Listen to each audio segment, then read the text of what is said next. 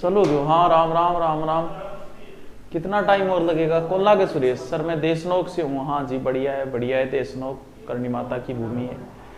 हाँ जी नमस्ते सर जी। सलवा कई किताबों में पता नहीं कमेंट रुकते नहीं है। राम राम राम राम राम राम राम राम। भरतपुर से ठीक है जी, राम राम। हेलो हाँ जी हाँ।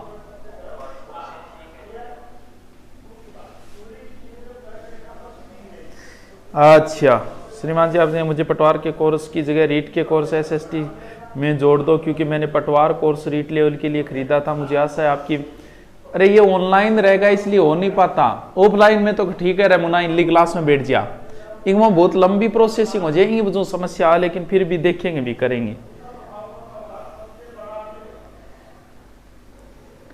सर 1 साल तक कई किताब रणथंभौर दुर्ग को नागिल जाटों द्वारा बनाया। बिल्कुल ये भी बात कई किताबों में आती है, तो वो ऑप्शन के आधार पे देख लो, इसमें कंफ्यूज होने की जरूरत नहीं है। फिर भी ये नागिल जाट अगर ऑप्शन आए तो ये हो जाएगा पहले। मालवा प्रवेश द्वार यही है, चित्तौड़गढ़ दुर्ग है। हाँ बताइए कोई कमेंट वगैरह हो पीछे दुर्गों से संबंधित, तो मैं उन्हें देख लेता हूं। फिर अपने मेवाड़ के बच्चे में दुर्ग पढ़ने हैं। आई लव यू, हाँ जी Ajay I love you, Jadav ji I love you. Rajsamand से हूँ, बढ़िया बढ़िया। हाँ मैं सीकर से हूं नानू, बहुत बढ़िया बात है मुना, तू तो अपना ठीक है, सीधो ही पढ़ना आज यार। चलो करूं शुरू फिर। सूरतगढ़ से, बहुत बढ़िया। सर अथर्ववेद का वंशीकरण और मंत्र भी बताओ। अच्छा अथर्ववेद वंशीकरण और मंत्र के मनोज मीणा, मंत्र जो होते हैं ना वो ऐसे बोलने से नहीं होते, मंत्रों की सिद्धि करनी पड़ती है, यज्ञों द्वारा सिद्धि करके ही उन्हें प्राप्त किया जा सकता है। वरना मंत्र तो बहुत सारे, कि महामृत्युंजय मंत्र है, ओम यजा महे सुगंधिम पुष्टिवर्धन, मन में भी आवे, लेकिन ये थोड़ी कि मैं अमर हो जाऊंगा, क्योंकि इसकी सिद्धि करनी पड़ती है प्रत्येक मंत्र की।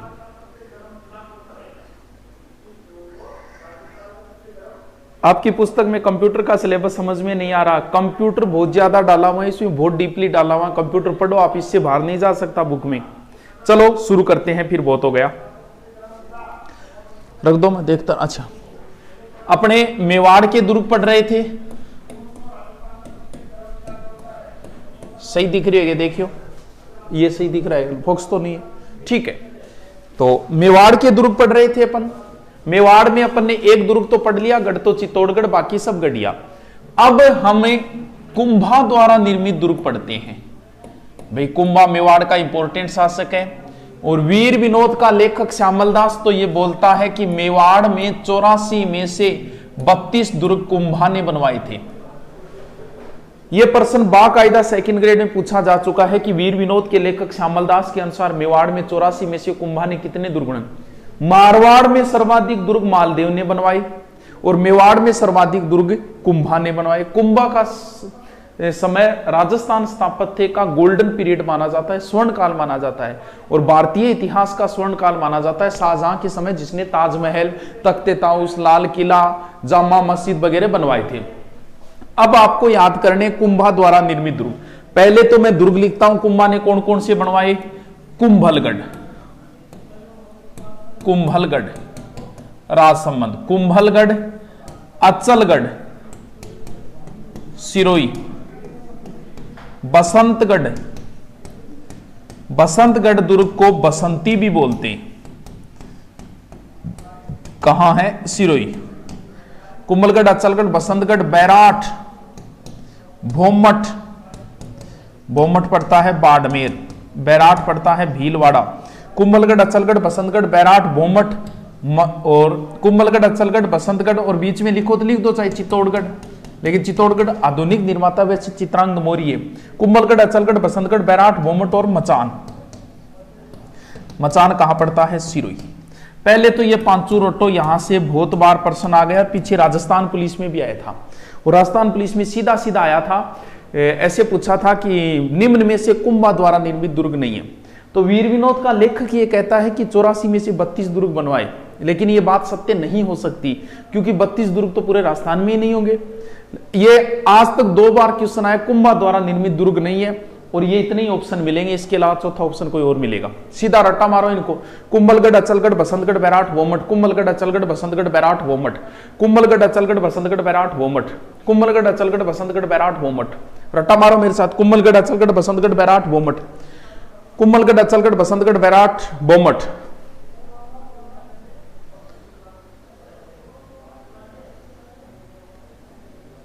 कुंभलगढ़, अचलगढ़, बसंतगढ़, बैराट, वोमठ, याद करो जल्दी से।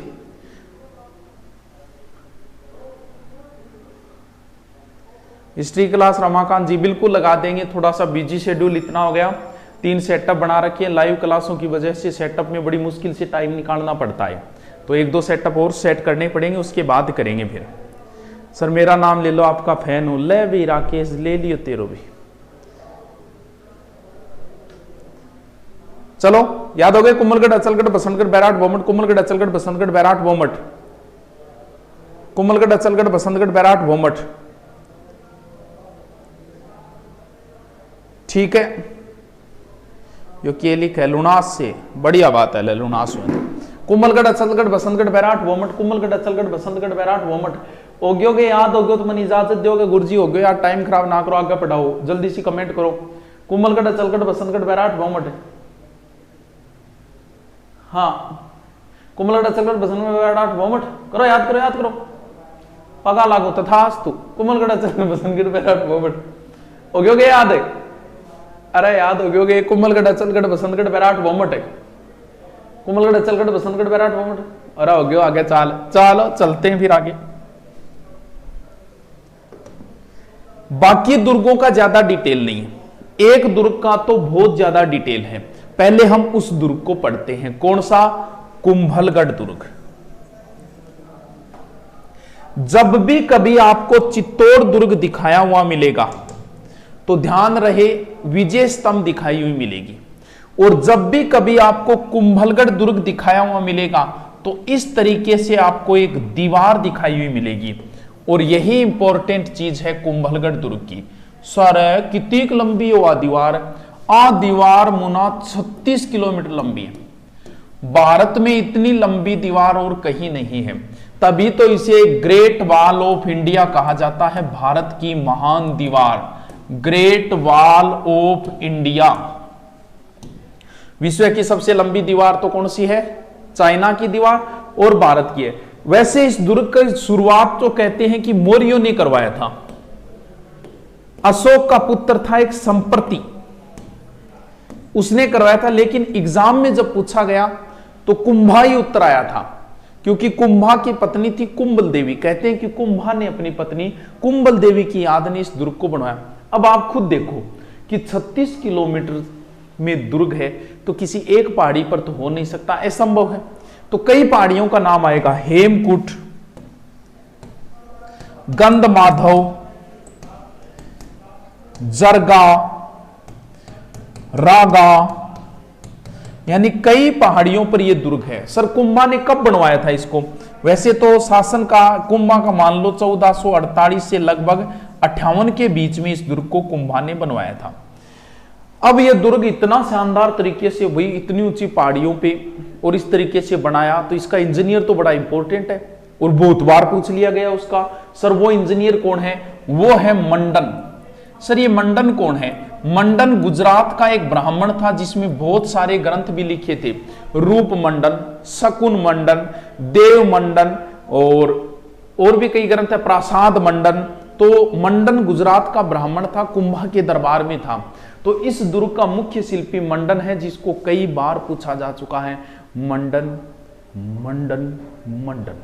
ठीक है, देखो दुर्ग के अंदर घुसेंगे, हाँ गुरुजी घुस जाओ। अंदर जाएंगे तो इस तरीके से एक महल है, कहते हैं कि वो महल कटार की तरह बना हुआ है, इसलिए उस महल का नाम क्या है? कटारगढ़। अब मैंने आपको एक बात भी बताई थी, पहले इसके उपनाम देख लेते हैं। हाँ पहले इसके उपनाम देख ले। देखो कुंभल मेरू भी बोलते हैं, कटारगढ़ भी चलो कटारगढ़ तो छोड़ो कोई जरूरी, मेवाड़ का मेरुदंड और मेवाड़ की संकटकालीन शरणस्थली, मैंने जाए बात यार गाई बजू, मेवाड़ की संकटकालीन शरणस्थली। देखो मेवाड़ वालों की जब भी कोई मुसीबत आती थी तो वो कहां जाते थे? कुंभलगढ़।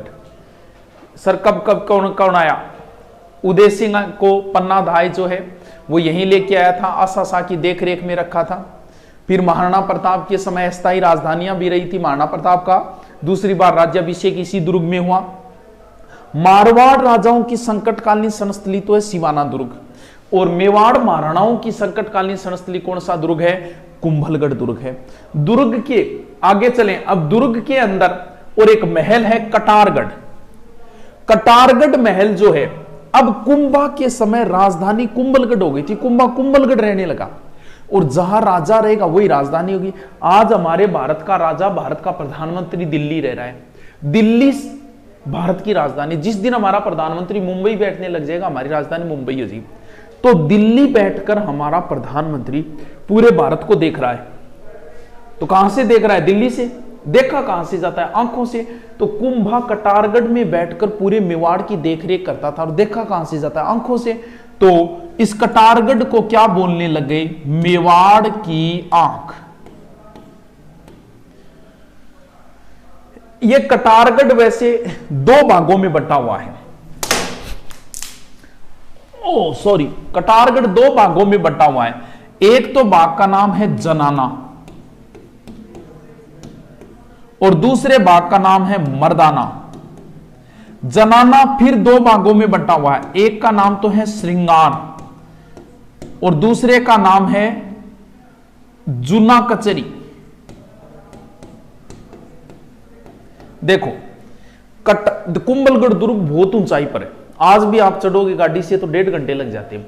तो ये जो कटारगढ़ में एक ऊपर महल है, ये जो कटारगढ़ का ऊपर महल है, ये महल इतना ऊंचा है कि कहते हैं कि इसको बादल भी टच करते थे, तब उसका नाम निकाल दिया क्या? बादल महल। और इसी बादल महल के जूना कचरी करो तो कर लो, लेकिन आज तक 2 बार प्रश्न पूछा गया कि महाराणा प्रताप का जन्म कहां हुआ, तो उसमें उत्तर कुंभलगढ़ था, ना कि कुंभलगढ़, कटारगढ़, बादल, जूना कचरी। तो सिर्फ कुंभलगढ़ पूछा गया। तो महाराणा प्रताप का जन्म बादल महल के जूना कचरी में 9 मई, इंपॉर्टेंट डेट है तो याद करनी पड़ेगी, 9 मई 1540। लेकिन ये डेट इतनी एक्चुअल नहीं, क्योंकि उस समय मई वगैरह कम चलती थी। तो सही देखें तो महाराणा प्रताप की जो जयंती आती है वो आती है ज्येष्ठ शुक्ल तृतीया, यानी महाराणा प्रताप का जन्म ज्येष्ठ शुक्ल तृतीया विक्रमी संवत 1597 वार रविवार। कब? महाराणा प्रताप का जन्म 1540 में है, चंद्रसेन का जन्म 1541 में है, राय सिंह का जन्म 1541 में है, अकबर का जन्म 1542 में है, और बात करें तो अकबर के बाद मान सिंह उसी समय समकालीन है, मान सिंह का जन्म 1550 में। गुरुजी और बताओ, जल्दी जल्दी बोल गया। महाराणा प्रताप 1540, चंद्रसेन 41, अकबर 42, ये तीनों समकालीन है। तो इन तीनों का तो याद रख लो, यानी इनमें बड़ा कौन है? महाराणा प्रताप। दूसरा यानी अकबर, महाराणा प्रताप वो 2 साल छोटो।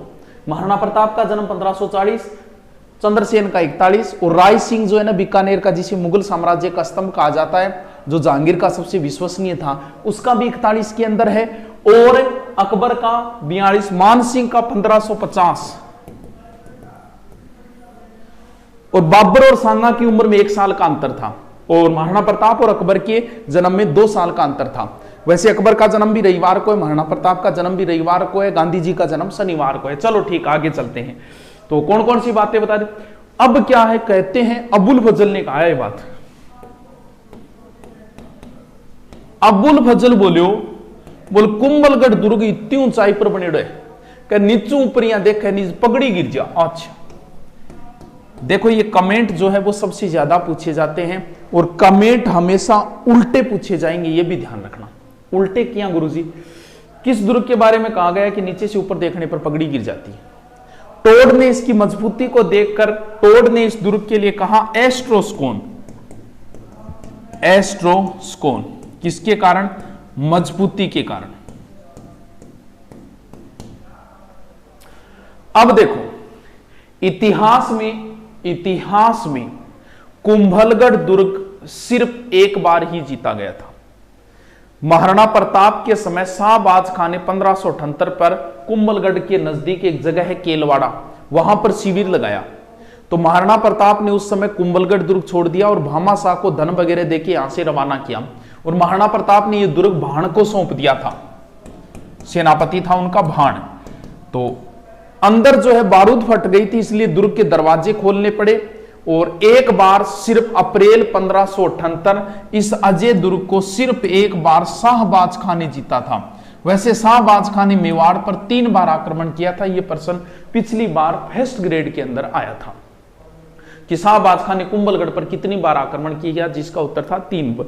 तो एक जो प्रश्न जिसका बड़ा कंफ्यूजन था, मेरी किताब जो है ना हिस्ट्री वाली, उसमें मैंने लिखा है कि चावंड जो राजधानी है वो 28 वर्ष तक रही। एक बार मैंने 30 भी लिखा है, दोनों डेट्स लिख दी।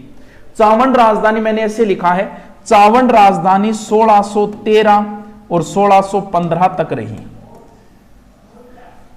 अब क्यों लिखी मैंने ये बात, दोनों डेट क्यों लिखी? पिछली बार, अब मैं प्रश्न आपसे ही पूछूंगा, पिछली बार फर्स्ट के अंदर एक प्रश्न आया कि चावंड राजधानी कितने वर्षों तक रही।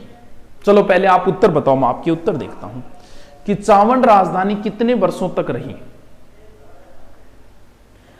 सांगा की जन्म स्थान कुंभलगढ़ है क्या? नहीं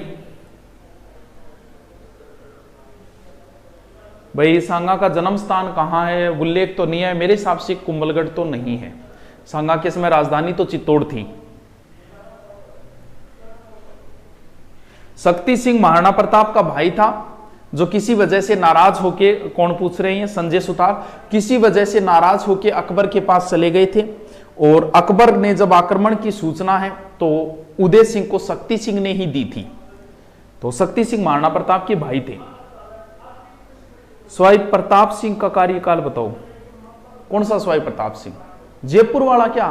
तो भाई वो तो निकालना पड़ेगा, फिर सारे देखने पड़े क्योंकि इतना इंपॉर्टेंट नहीं तो फिर याद नहीं रहता। क्रम से लिखिए तो याद रह जाता है। बिल्कुल बताऊंगा। फिर बताइए कितने उत्तर क्या करके आओगे?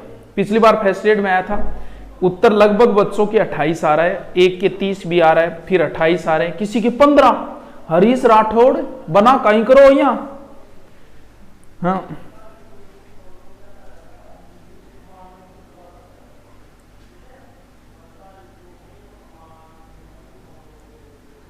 किसी के 15 आ रहे हैं, ये तो गलती है। तो बहुत इंपॉर्टेंट प्रश्न था। ओहो, लोकेश मीणा तो 55 पर ले गयो और भाई की करे यहां 28 ने।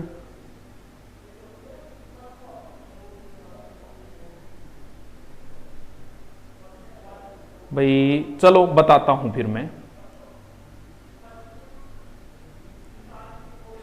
चलो कोई बात नहीं। देखो देखो मैंने, देखो इस बात का, वो जो प्रश्न आया तब लोगों का गलत क्या हुआ, क्योंकि इस बात का तो सबको पता था कि चावंड राजधानी महाराणा प्रताप ने 1585 में बनाई।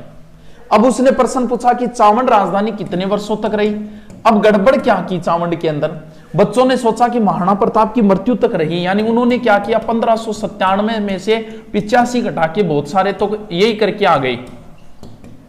ये तो है ही नहीं। उसके बाद राणा अमर सिंह बने, तो अमर सिंह के समय राजधानी यही थी। अब उत्तर 28 होगा कि 30? अमर सिंह ने अधीनता स्वीकार की थी 1615 में, मेवाड़ मुगल संधि 5 फरवरी 1615। तो मेवाड़ मुगल संधि के तहत अमर सिंह ने शर्त रखी थी कि राणा कभी तुम्हारे दरबार में नहीं जाएगा, मैं किसी प्रकार का विवाहिक संबंध नहीं रखूंगा। और एक प्रश्न आया था, अभी मैं आपसे पूछता हूं, कुछ इंटरेस्टिंग चीजें चल जाती है। एक बार प्रश्न अभी आया था, ये प्रश्न और बहुत अच्छा क्वेश्चन था।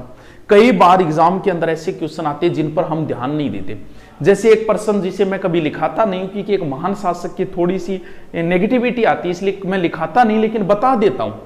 अभी एक प्रश्न आया था कि चंद्रसेन जनता के, एग्जाम में पूछा था, चंद्रसेन जनता के मध्य अलोकप्रिय क्यों थे? और उसने ऐसे ऑप्शन दिए कि पहला ऑप्शन दे दिया कि कर लगा दिए थे और इस तरीके से, और दूसरा ऑप्शन दे दिया था सेठ साहूकारों को लूटा, विलासिता प्रवृत्ति थी। तो लगभग लोग करके आ गए कि कर बढ़ा दिया था।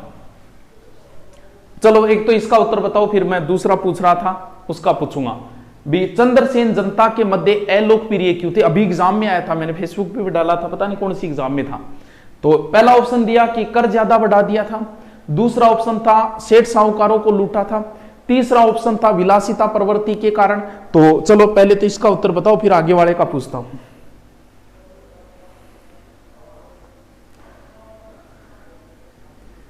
ठीक है, इसके लगभग बच्चों के सही उत्तर आ रहे हैं, क्योंकि यह आपको गाइड में भी नहीं मिलेगा, क्योंकि इसे कम में हटा देते हैं, लेकिन ऐसी चीजें कई बार एग्जामिनर पूछ लेता है। बिल्कुल ठीक है, इसका उत्तर होगा सेठ साहूकारों का, क्योंकि कहते हैं कि चंद्रसेन की जब आर्थिक स्थिति खराब हुई थी तो तब कुछ सेठ साहूकारों को लूटा था, इस वजह से जनता के मध्य अलोकप्रिय हो गए थे। अब जो मैं प्रश्न पूछ रहा हूं भी, मेवाड़ मुगल संधि चली क्योंकि अमर सिंह ने शर्त रखी थी कि हम तुम्हारे साथ किसी प्रकार का वैवाहिक संबंध नहीं करें। अब एक प्रश्न आया अभी एग्जाम में कि राजस्थान की किस रियासत ने मुगलों के साथ किसी प्रकार का वैवाहिक संबंध नहीं किया? और मेवाड़ सबको पता था, मेवाड़ ऑप्शन ही नहीं दिया उसने, तो उसमें ऑप्शन दे दिए उसने बीकानेर, जैसलमेर, कोटा, जयपुर। अब बताइए, मेवाड़ तो ऑप्शन ही नहीं दिया। बहुत अच्छा क्वेश्चन था, आपको गाइडों में भी नहीं मिलेगा, ये मुश्किल से मिलेगा। राजस्थान की किस रियासत ने मुगलों के साथ वैवाहिक संबंध नहीं किए? मेवाड़ सबको पता था, मेवाड़ ऑप्शन नहीं दिया, फिर बीकानेर, जैसलमेर, कोटा और जयपुर ऑप्शन दे दिए। इसका उत्तर बताओ। अरे जयपुर कैसे हो? जयपुर ने सबसे पहले स्थापित किए थे, अधीनता स्वीकार की थी। इसका सही उत्तर नहीं आया अभी तो।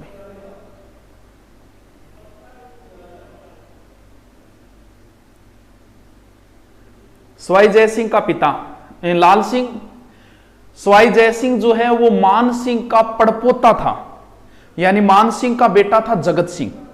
जगत सिंह जो बंगाल अभियान में मारा गया था, जगत सिंह का बेटा महासिंह, महासिंह का बेटा था सवाई जयसिंह, मिर्जा राजा जयसिंह, सॉरी सवाई जयसिंह नहीं, मिर्जा राजा जयसिंह। तो कुछ किताबें इसको मान सिंह का बेटा लिख देते, वो गलत है, ये मान सिंह का पड़पोता था मिर्जा राजा जयसिंह। ठीक है, देखो इसका उत्तर होगा कोटा। हाड़ा चौहान जो है वो इस बात का हमेशा से ही विरोध करते आए थे, और हाड़ा चौहानों ने भी मुगलों के साथ किसी प्रकार का वैवाहिक संबंध नहीं किया था। चलो अब क्या बता रहा था? अच्छा, अपना प्रश्न चल रहा था चावंडवाड़ा। देखो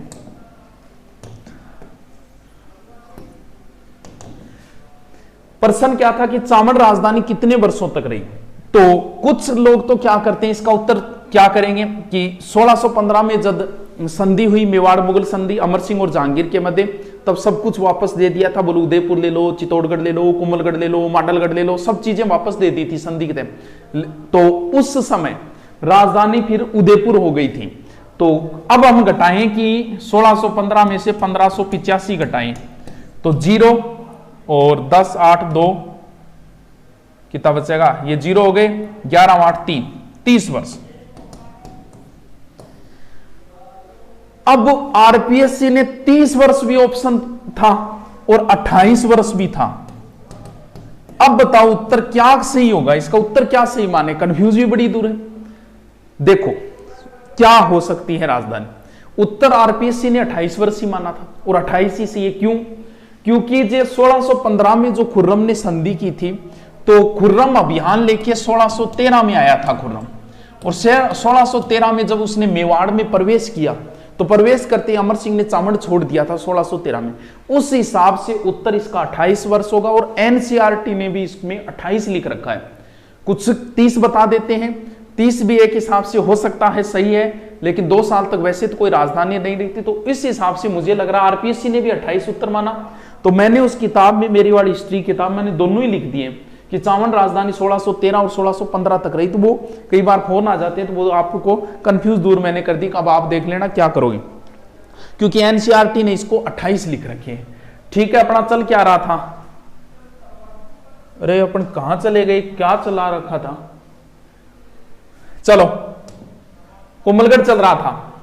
कुंभलगढ़ दुर्ग पर चढ़कर आप मेवाड़ और मारवाड़ दोनों की सीमाएं देख सकते हो। एकमात्र ऐसा दुर्ग है जिसके 2 रियासतों की भी सीमाएं देख सकते हो, मारवाड़ और मेवाड़।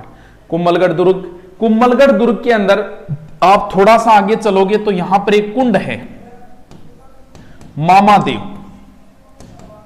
इस मामादेव कुंड के ऊपर कहते हैं कि कुंभा पूजा पाठ कर रहा था और कुंभा का बेटा उदा आया और उदा ने कुंभा की हत्या कर दी थी। और इसी कुंभलगढ़ दुर्ग में पृथ्वीराज सिसोदिया, जिसे उड़ना राजकुमार बोलते हैं, उड़ना राजकुमार पृथ्वीराज सिसोदिया की 12 खंभों की छतरी भी है। तो ये है कुंभलगढ़ दुर्ग की बातें। चलो आगे चलें, आगे चले क्या? अब तो कुछ नहीं, कुंभलगढ़ का ही ज्यादा डिटेल है, अब तो 2-2 4-4 बातें बची आगे वाले दुर्गों की। देखो फिर एक दुर्ग है भेंसरोडगढ़। सर ये कहां पड़ता है? चित्तौड़गढ़ में। ये 2 नदियों के संगम पे है, चंबल और बामणी। सर किसने बनवाया? कहते हैं कि कोई बेसा सा और रोड़ाचारण नाम के 2 बंजारों ने बनवाया था। इसे राजस्थान का वेलोर भी बोला जाता है। तो आप इतना ही ध्यान रखना, भेंसरोडगढ़, चित्तौड़गढ़ और चंबल और बामनी नदी के संगम पे। ठीक है। अचलगढ़ ज्यादा तो जरूरी नहीं है, लेकिन थोड़ा सा बस ध्यान रख लेना कि अचलगढ़ कहां है, सिरोही में। कहते हैं कि शुरुआत में इसे परमारों ने बनवाया था। मैन दुर्ग कुंभलगढ़ ही था, बाकी इतनी बातें नहीं थी। परमारों ने बनवाया और बाद में आपको बता दिया कि पुनर्निर्माण इसका कुंभा ने करवाया। अंचलेश्वर मंदिर के कारण इसे अचलगढ़ कहा जाता है। ठीक है। हां, फिर मचान सिरोही के अंदर आपको बता दिया, मेरों के आक्रमण को रोकने के लिए बनवाया था। फिर सज्जनगढ़ है, कौन सी पहाड़ी पर है? बांसदरा। इसे उदयपुर का मुकुटमणि बोला जाता है। सज्जनगढ़ अभ्यारण्य है ना, उसमें। एक है छोटा मांझी साहिब का किला, छोटी मांझी साहिब का किला, इसे लाल किला बोलते हैं। सर कहां है? प्रतापगढ़ के अंदर। ये नॉर्मल बातें हैं जो अभी तक एग्जाम में तो नहीं पूछी गई। सर दुर्ग हम ज्यादा पढ़े तो कौन से पढ़े? सिर्फ बड़े बड़े दुर्ग, बटनेर पढ़ना है, भरतपुर वाला पढ़ना है, रणथंबोर पढ़ना है, कोटा वाला पढ़ना है, चित्तौड़गढ़ वाला पढ़ना है, कुंभलगढ़ पढ़ना है, और उसके बाद में जैसलमेर और बीकानेर और मेहरानगढ़। इतने दुर्गों में से लगभग क्वेश्चन आ जाएगा। तो ज्यादा तो हमें इन पे फोकस करनी है। अब हमारे जो दुर्ग बचे हैं, अब मेन जोधपुर के दुर्ग बचे, 1 या 2 घंटे का टॉपिक और बचा है, दुर्ग को हम कंप्लीट कर देंगे। तो अब किसी को प्रश्न, चलो एक बात और बता देना, 1-2 दुर्ग और बच गए, चलो कोई बात। देखो एक दुर्ग है बनेड़ा, कहां है? भीलवाड़ा में। इसका निर्माण भी कहते हैं कुंभा ने करवाया। श्रीनगर का करमचंद पंवार था, जिसे बाम्बोई गांव की जागीर दी गई थी। इसे सांगा ने, ये दुर्ग श्रीनगर के करमचंद पंवार जब सांगा ने उत्तराधिकार युद्ध के समय शरण ली थी तो उसे दिया था। एक दुर्ग है ऊंटाला, ये भी फेमस है। ऊंटाला कहां है? भीलवाड़ा। ऊंटाला दुर्ग की एक स्टोरी आती है, इंटरेस्टिंग स्टोरी है, तो बता देता हूं। ऊंटाला दुर्ग भीलवाड़ा के अंदर है और इस पर जहांगीर का अधिकार था। मेवाड़ के अंदर चुड़ावत हमेशा ही हरावल सेना में रहते थे। चुड़ावतों को, चुड़ा के वंशज थे चुड़ावत, और चुड़ावतों को हरावल सेना में रहने का गौरव प्राप्त था शुरुआत से। लेकिन अमर सिंह के समय सक्तावत भी शक्तिशाली हो गई और चुड़ावत और सक्तावतों में आपस में विवाद हो गया। विवाद इस बात में हुआ कि सक्तावत बोले, शक्ति सिंह के वंशज सक्तावत बोले कि हरावल सेना में हम रहेंगे, और चुड़ावत पहले से ले। अब अमर सिंह क्या निर्णय करे? अमर सिंह महाराणा प्रताप का पुत्र, महाराणा अमर सिंह। अब अमर सिंह क्या निर्णय करे? अमर सिंह बोला हरावल सेना में वही रहेगा जो इस ऊंटाला के किले को जीत के पहले प्रवेश करेगा। तो हुआ क्या, सक्तावतों ने तो दुर्ग के आगे से आक्रमण किया बल्लू सक्तावत के नेतृत्व में, और चुड़ावतों ने दुर्ग के पीछे से आक्रमण किया किसके नेतृत्व में? जेत सिंह चुड़ावत के नेतृत्व में। अब क्या हुआ कि दुर्ग के, आपने देखे दुर्गों का आगे लंबी लंबी कीलें लगी होती है, तो हाथी उस कील को तोड़ नहीं पाया क्योंकि हाथी के आगे वाले दांत नहीं थे। तब बल्लू सक्तावत उसके आगे खड़ा हो गया और बोल तोड़ दो। हाथी ने उसके लगा के तोड़ा। पीछे से चुड़ावतों को पता चला कि सक्तावत अंदर पहले घुसेंगे।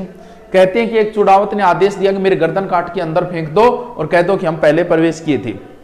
तो उस समय जेत सिंह चुड़ावत ने कहते हैं कि अपनी गर्दन कटवा के अंदर फेंक दी थी। तो बाद में फिर अमर सिंह ने ये दुर्ग भी जीत लिया। अमर सिंह ने दोनों को इनाम दिया, लेकिन हरावल सेना में रहने का गौरव वापस किनको मिला? चुंडावतों को। वैसे चुड़ावत नाम निकल जाता है, लेकिन चुंडावतों को मिला। ठीक है। एक दुर्ग है लास्ट, सांगानेर दुर्ग, वो भीलवाड़ा में है, संग्राम सिंह सेकंड ने बनवाया था। कौन सा? सांगानेर। अब हमें बचे हैं मारवाड़ के दुर्ग। कोई प्रश्न वगैरह हो तो आप पूछ लो, किसी प्रकार का कंफ्यूजन हो तो। मेवाड़ केसरी आप महाराणा प्रताप को भी कह सकते हो, और वैसे अपने कवि जो है केसरी सिंह बारठ को भी कहा जाता है मेवाड़ केसरी, दोनों को ही कहा जाता है। कुंभलगढ़ दुर्ग पर शाहबाज खां ने हमला कब किया? शाहबाज खां मित्र मेवाड़ पर 3 बार आया था, 1578 से 80। तो पहले अभियान के समय उसने मेवाड़ के कुंभलगढ़ दुर्ग पर आक्रमण किया, 3 अप्रैल 1578 को जीत लिया था। दोबारा फिर 78 में आया था, फिर 79 में आया था।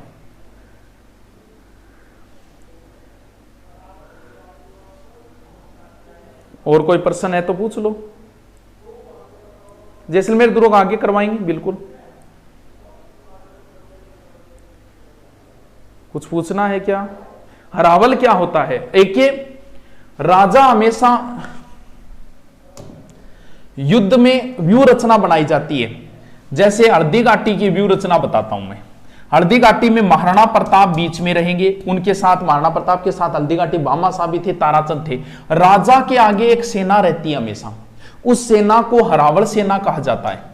जैसे महाराणा प्रताप की हल्दी घाटी में हरावल सेना का नेतृत्व हाकिम खां सूर ने किया था और कृष्णदास चुड़ावत ने किया था। राजा के पीछे एक सेना रहती है, उस सेना को चंद्रावल सेना कहा जाता है, हरावल का अपोजिट होती है। यह हल्दी घाटी की व्यू रचना है। राजा इस तरीके से सेना को सेट करता था। तो चंद्रावल सेना का नेतृत्व भील पुंजा ने किया था, राणा पुंजा। राजा के इस साइड में ये कौन सी होगी? ये दाया, ये दाया, ये दाया है, वाया, वाम पार्श्व। वाम के अंदर भी एक सेना रहती है, जैसे महाराणा प्रताप की वाम सेना का नेतृत्व झाला बीदा, मान सिंह वगैरह इन्होंने किया था। तो और दाई साइड को बोलते हैं दाया पार्श्व। तो दाया पार्श्व का नेतृत्व है राम शाह तंवर ने, और इनके 3 पुत्र खड़े थे। तो राजा के आगे जो सेना रहती है उस सेना को हरावल सेना कहा जाता है, और राजा के पीछे जो सेना रहती है उसे चंद्रावल। और कुछ?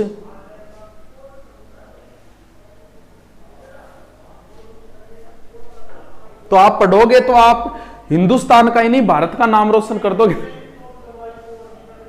हाँ हाँ, लैपटॉप में दुरीना नहीं चलेगा। मोटिवेशन बनाओ, बनाऊंगा मित्र, बनाऊंगा। सर कई बुक कह रहे हैं चेतक बुक में त्रुटियां। अरे इनको तो बस तरीका चाहिए। मैं बताऊं, कल्चर की बुक में एक जगह सिर्फ इतना लिखा गया, वो ओनली फॉर ऑब्जेक्टिव। ऑब्जेक्टिव में ऐसे लिखा हुआ था, डिटेल में सही लिखा हुआ है वो कि पटुओं की हवेली कहां है, पीछे डिटेल में जैसलमेर लिखा, उसमें कोई मिस प्रिंटिंग झुंझुनू हो गया, बस उस बात को लेके प्रिंटिंग मिस प्रिंट। अरे ऐसी ऑब्जेक्टिव किस में नहीं है? एनसीईआरटी में दिखा दे, और इसके तुरंत बाद हमने सुधार कर दिया, अब कोई है ही नहीं। तो ये तो क्या होता है कि कुछ विरोधियों को एक तरीका बनाने का होता है, और हर बुक में 2-4 गलतियां होती है, हो ही जाती है। कभी टाइपिंग मिस्टेक, कभी मात्रा की ऐसी हो जाती है। बाकी बुक आने वाले समय में 1 साल बाद हमारी बुकें और नंबर 1 पे होगी, क्योंकि हम तो रोज सुधार करते हैं बुकों में, रोज नया मैटर जोड़ते हैं। तो ऐसी 1-2 मिस प्रिंटिंग हो जाती है, वो हो ही जाती है, आपसे भी हो जाएगी, आप लिखो ये। तो कुछ पूछना है? उड़ना राजकुमार इसी दुर्ग में रहता क्या था क्या?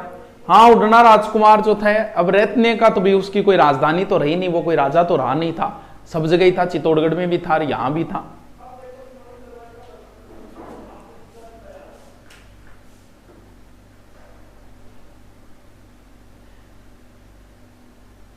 संधियां कितनी हुई राजस्थान में? कौन सी संधि, किस टाइप की संधि? भी आपका प्रश्न सही नहीं है।